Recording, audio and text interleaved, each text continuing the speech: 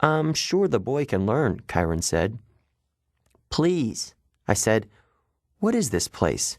What am I doing here? Mr. Brunn, Chiron, why would you go to Yancey Academy just to teach me? Mr. D snorted. I asked the same question. The camp director dealt the cards. Grover flinched every time one landed in his pile. Chiron smiled at me sympathetically, the way he used to in Latin class, as if to let me know that no matter what my average was, I was his star student. He expected me to have the right answer. Percy, he said, did your mother tell you nothing? She said, I remembered her sad eyes, looking out over the sea. She told me she was afraid to send me here, even though my father had wanted her to. She said that once I was here, I probably couldn't leave. She wanted to keep me close to her. Typical, Mr. D said. That's how they usually get killed. Young man, are you bidding or not? What? I asked. He explained impatiently how you bid in pinochle, and so I did. I'm afraid there's too much to tell, Chiron said. I'm afraid our usual orientation film won't be sufficient. Orientation film? I asked. No, Chiron decided. Well, Percy, you know your friend Grover is a satyr. You know, he pointed to the horn in the shoebox, that you have killed a minotaur. No small feat either, lad. What you may not know is that great powers are at work in your life. Gods, the forces you call the Greek gods, are very much alive. I stared at the others around the table. I waited for somebody to yell, not, but all I got was Mr. D yelling, oh, a royal marriage, trick, trick. He cackled as he tallied up his points. Mr. D, Grover asked timidly, if you're not going to eat it, could I have your Diet Coke can? Eh?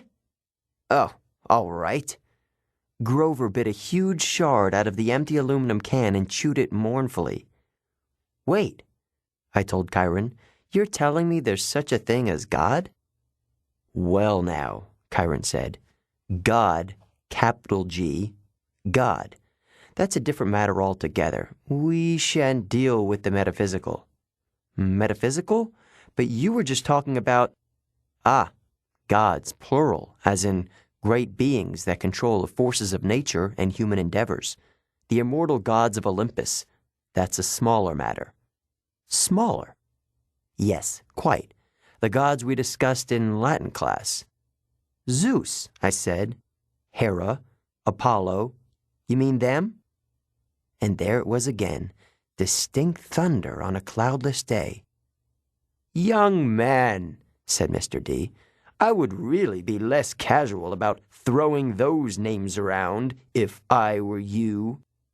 But they're stories, I said. They're myths to explain lightning and the seasons and stuff. They're what people believed before there was science. Science, Mr. D scoffed. And tell me, Perseus Jackson. I flinched when he said my real name, which I never told anybody. What will people think of your science 2,000 years from now? Mr. D continued. They will call it primitive mumbo-jumbo, that's what.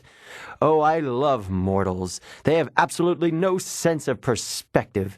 They think they've come so far. And have they, Chiron? Look at this boy and tell me. I wasn't liking Mr. D much, but there was something about the way he called me mortal, as if he wasn't. It was enough to put a lump in my throat, to suggest why Grover was dutifully minding his cards, chewing his soda can, and keeping his mouth shut. Percy, Chiron said, you may choose to believe or not, but the fact is that immortal means immortal. Can you imagine that for a moment? Never dying, never fading, existing just as you are for all time? I was about to answer off the top of my head that it sounded like a pretty good deal, but the tone of Chiron's voice made me hesitate. You mean whether people believed in you or not? I said. Exactly, Chiron agreed. If you were a god, how would you like being called a myth, an old story to explain lightning? What if I told you Perseus Jackson, that someday people would call you a myth, just created to explain how little boys can get over losing their mothers. My heart pounded. He was trying to make me angry for some reason, but I wasn't going to let him. I said, I wouldn't like it, but I don't believe in gods. Oh, you better, Mr. D murmured, before one of them incinerates you. Grover said, Please, sir, he's just lost his mother. He's in shock. A lucky thing, too, Mr. D grumbled, playing a card. Bad enough I'm confined to this miserable job, working with boys who don't even believe. He waved his hand, and a goblet appeared on the table, as if the sunlight had bent momentarily and woven the air into glass. The goblet filled itself with red wine. My jaw dropped, but Chiron hardly looked up. Mr. D, he warned, your restrictions? Mr. D looked at the wine in feigned surprise. Dear me. He looked at the sky and yelled, Old habits, sorry. More thunder. Mr. D waved his hand again, and the wine glass changed into a fresh can of Diet Coke. He sighed unhappily, popped the top of the soda, and went back to his card game. Chiron winked at me. Mr. D offended his father a while back, took a fancy to a wood nymph who had been declared off limits. A wood nymph? I repeated, still staring at the Diet Coke can like it was from outer space.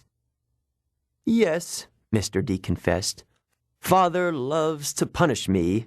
The first time, prohibition, ghastly, absolutely horrid 10 years. The second time, well, she really was pretty, and I couldn't stay away. The second time, he sent me here, Half-Blood Hill, summer camp for brats like you. Be a better influence, he told me. Work with youths rather than tearing them down. Ha! Absolutely unfair. Mr. D sounded about 6 years old, like a pouting little kid. And, I stammered, your father is?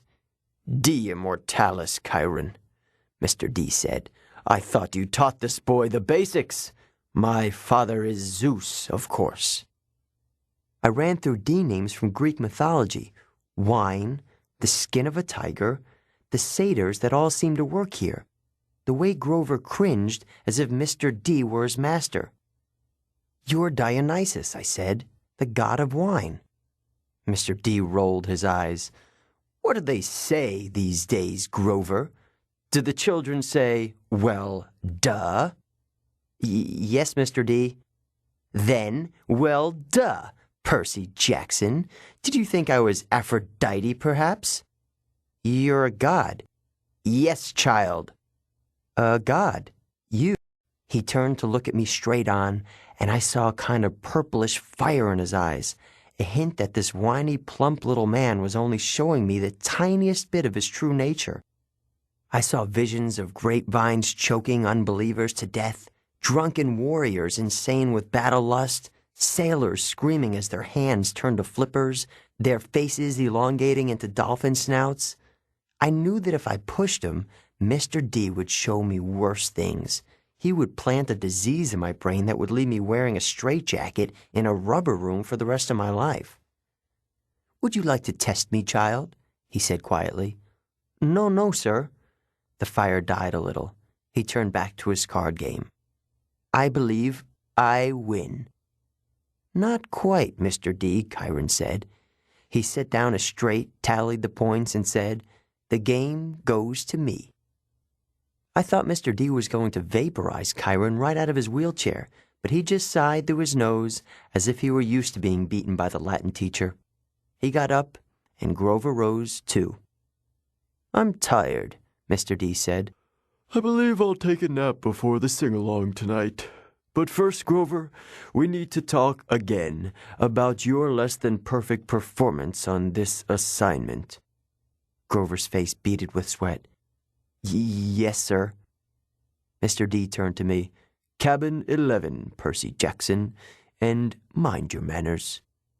He swept into the farmhouse, Grover following miserably. Will Grover be okay? I asked Chiron. Chiron nodded, though he looked a bit troubled. Old Dionysus isn't really mad. He just hates his job. He's been, grounded, I guess you would say, and he can't stand waiting another century before he's allowed to go back to Olympus. Mount Olympus, I said? You're telling me there really is a palace there? Well, now, there's Mount Olympus in Greece, and then there's the home of the gods, the convergence point of their powers, which did indeed used to be on Mount Olympus. It's still called Mount Olympus out of respect to the old ways, but the palace moves, Percy, just as the gods do. You mean the Greek gods are here, like in America? Well, certainly. The gods move with the heart of the West. The what? Come now, Percy. What you call Western civilization, do you think it's just an abstract concept? No, it's a living force, a collective consciousness that has burned bright for thousands of years. The gods are part of it.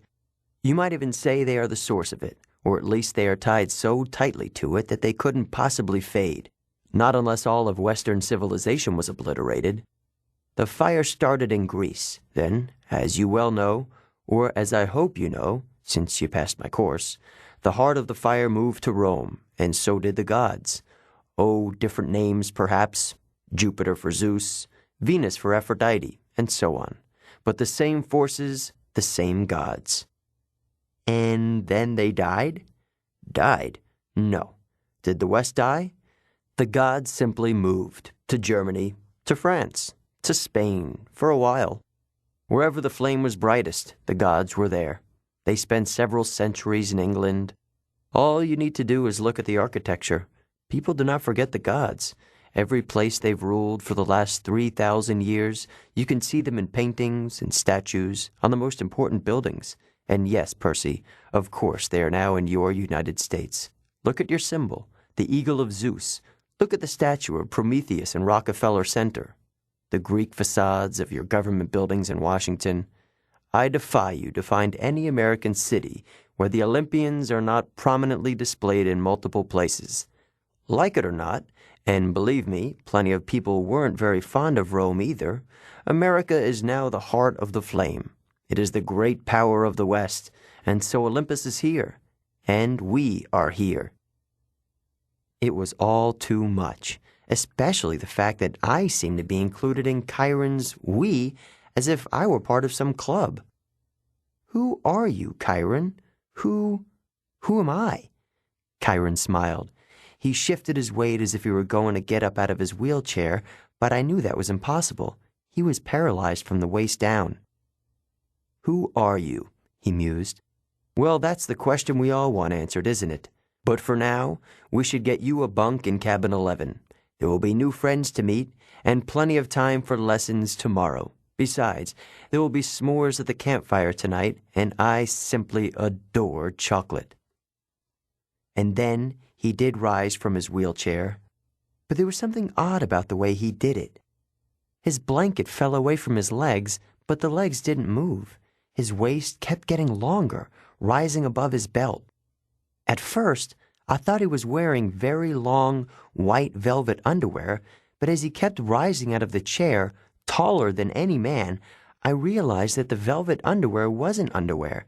It was the front of an animal, muscle and sinew under coarse white fur. And the wheelchair wasn't a chair.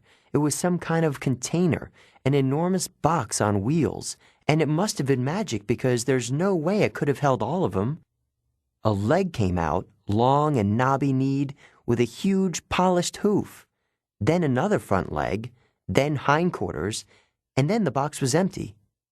Nothing but a metal shell with a couple of fake human legs attached. I stared at the horse who had just sprung from the wheelchair, a huge white stallion, but where its neck should be was the upper body of my Latin teacher, smoothly grafted to the horse's trunk. What a relief, the centaur said. I've been cooped up in there so long, my fetlocks had fallen asleep. Now come, Percy Jackson, let's meet the other campers.